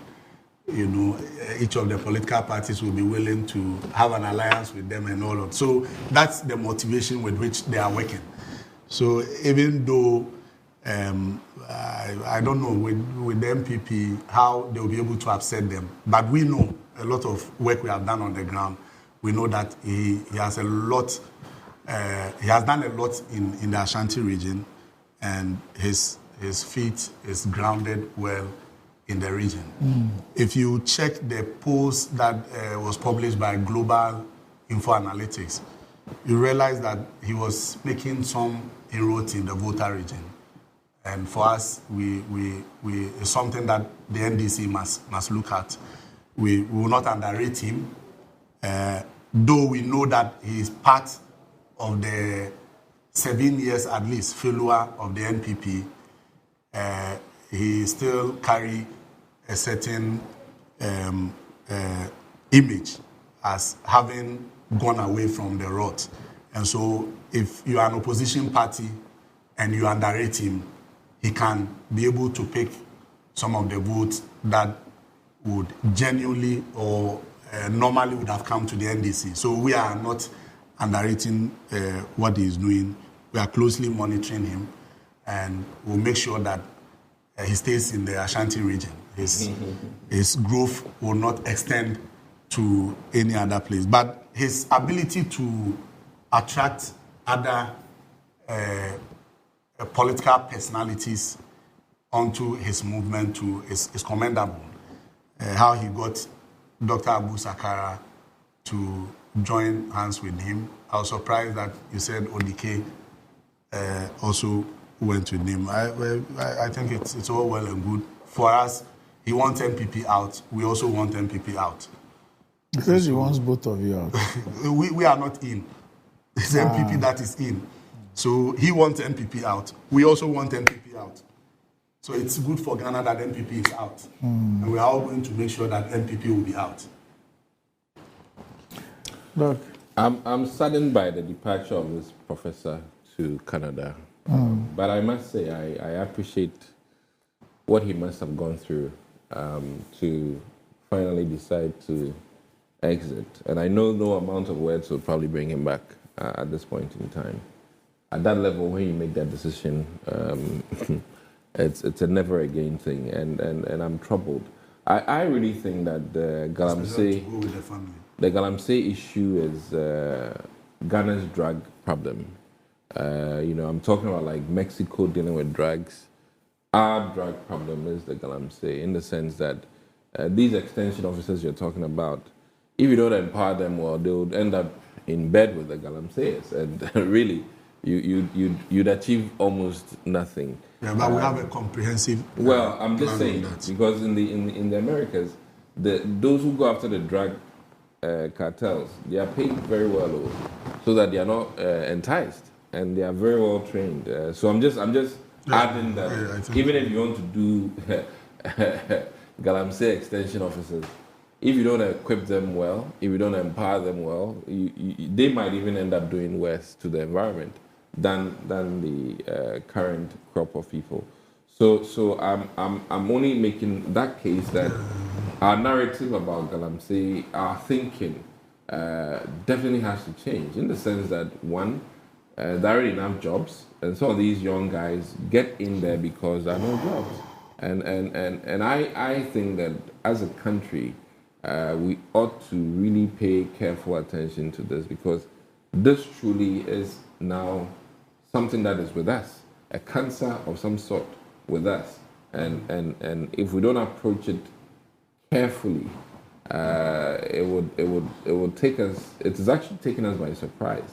I think as I have drawn closer, I've come to appreciate the extent to which this is really affecting our fabric as a society, and as Doc rightly said, the health implications in the next decade will be shocking, and it's unfortunate. Elsewhere, one incident of birth defect would have, drawn significant, monumental attention to the area and to the sector. And that is why I say that there must be something wrong with us. Because I listen, let me be very specific. I was in California recently, and like I said, the walkways, bridges that people use once maybe in a month, but they've done it, for pedestrians, so that they don't get hit by a car. And I'm driving through La Paz every day, and I see the huge number of people who cross. And I'm asking myself, my brother hates it when I say this. I'm asking myself, because credit Trini Jonas. Doc, what is it? What is it? What is it? And greed. No. Greed. I think our system Avarice. of thinking, greed, our system of addressing issues need to be changed. Doc, I usually, the white man too is greedy. They are. Our level of greed.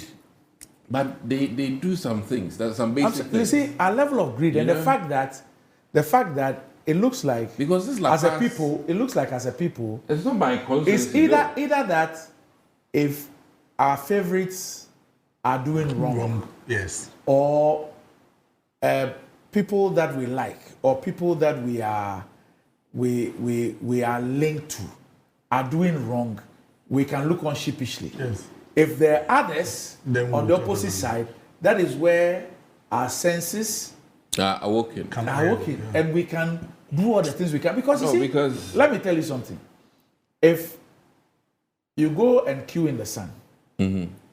and you give people the opportunity to superintend over the affairs over your affairs. And they do things on the basis of promises they've made to you. The articulation of what the problems are, which you agree with. And the solutions. The solutions that they proffer. And how they make the solutions look like they are no-brainers.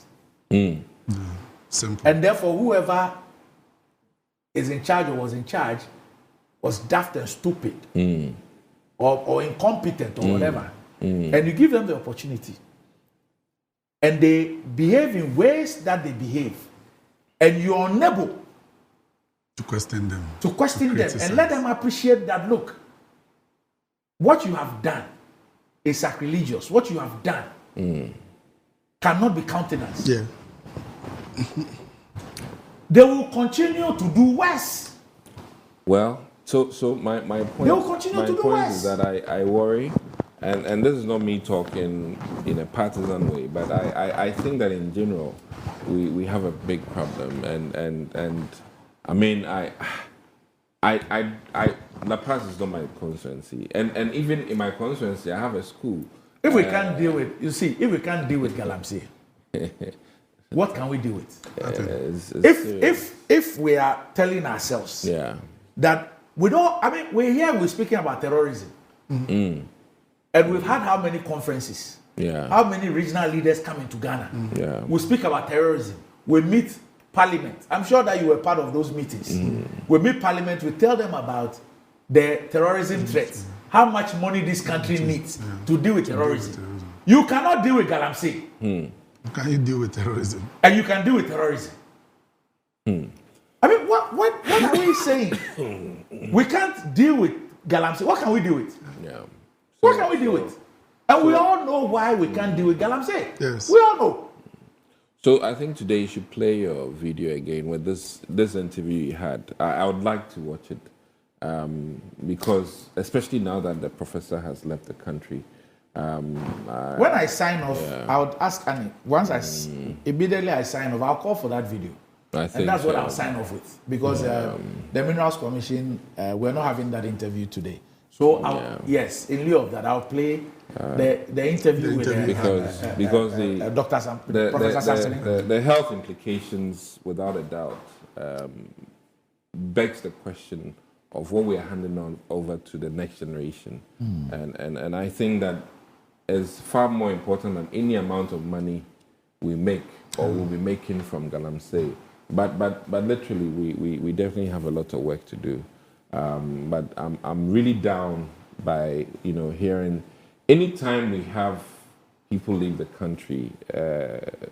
I am pained by it, and I hope others do not follow suit, including even myself as I speak, because I think that our minds were made for this country, and I believe that we ought to be able to apply it to our fellow Ghanaians and to solve our problems locally, and we excel in the world. I mean, listen, we've sat in class with these Oyibos. We excel. So why can't we do it here on our own soil? But greed.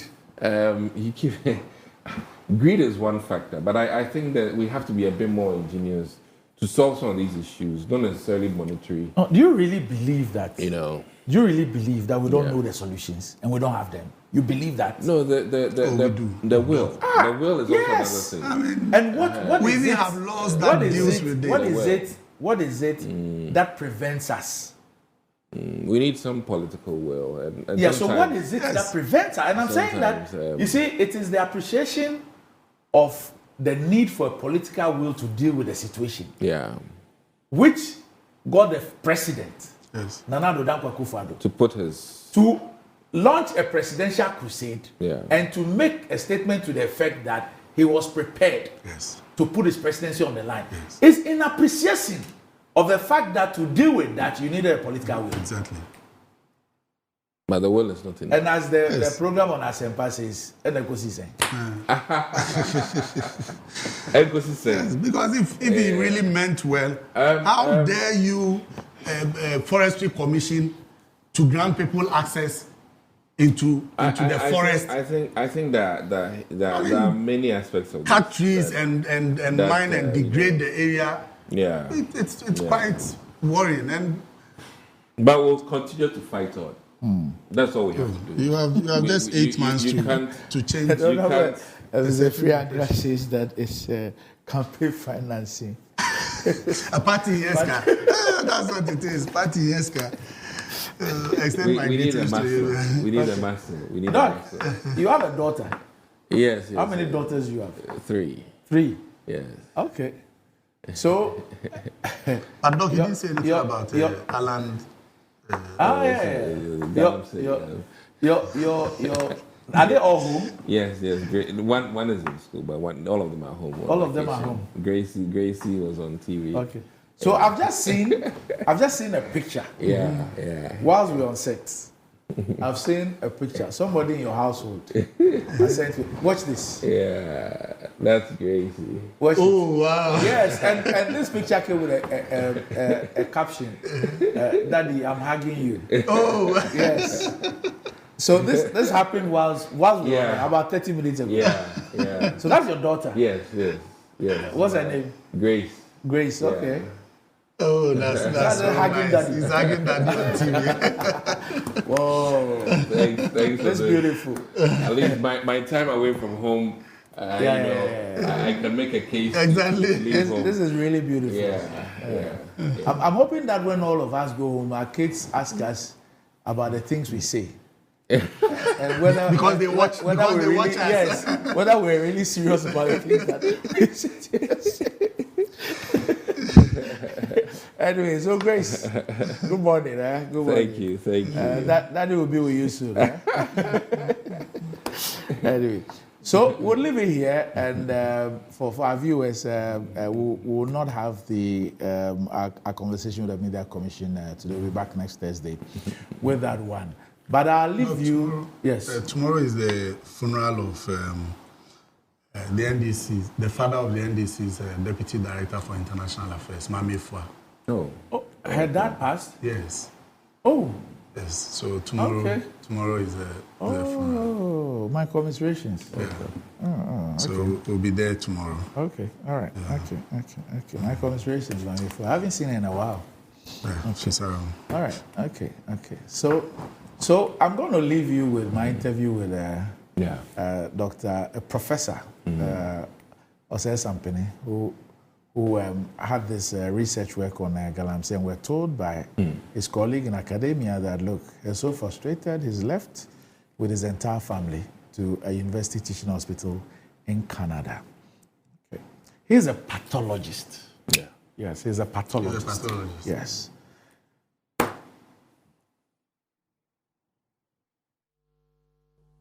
Well, thank you so much, Randy, and my greetings to Honorable Ablakwa and then Honorable Nana Kumia, and all your viewers and listeners.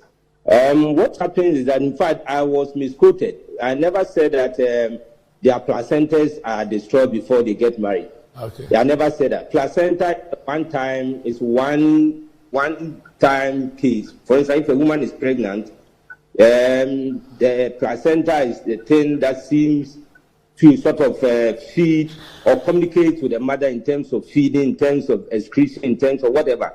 So the placenta comes in once in a while once the mother is pregnant. And so the placenta is not a permanent thing that stays in the woman. It comes in when the woman is pregnant. So I never said that. And I didn't say that all the children born in, galamsey areas are deformed. But what I did say was that the placenta is a tissue or group of cells or group of tissues which is highly vascularized. What it means is that it has a lot of blood vessels, blood supply in it. And so it transmits food. I'm talking about quality food, refined oxygen and everything to the mother. And so to the fetus. So when that thing is contaminated in the way it has been intoxicated around those galamsey areas, that is where the problem comes in. Then it can go a long way to sort of interrupt with the normal growth of these babies, interrupt with the normal differentiation of these babies, and that is what I saw. at those Galamsey areas when the mothers happened to die. And then I needed to sort of, as it were, remove the babies so as to be able to bury them separately from the mother. That is exactly what happened. So what did you observe? You are a pathologist, and so when this woman die, you would have to do your work. You take the babies out. So what did you observe? What did you see? Well, what I did see, in fact, this one, what I will call, is not a full-scale research. It's rather case study.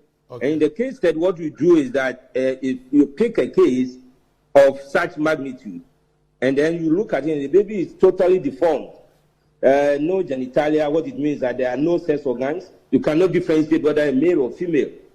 The eye is not well formed. Eyes, as we know, is supposed to be two. But in this sense, you can get a very big eye formed in the middle of the forehead. The legs formed, deformed sometimes. Well, thank you so much, Randy, and my greetings to Honorable Ablakwa and then Honorable Nana Kumia, and all your viewers and listeners. What happened is that, in fact, I was misquoted. I never said that their placentas are destroyed before they get married. Okay. I never said that. Placenta, one time, is one-time case. For instance, if a woman is pregnant, the placenta is the thing that seems to sort of feed or communicate with the mother in terms of feeding, in terms of excretion, in terms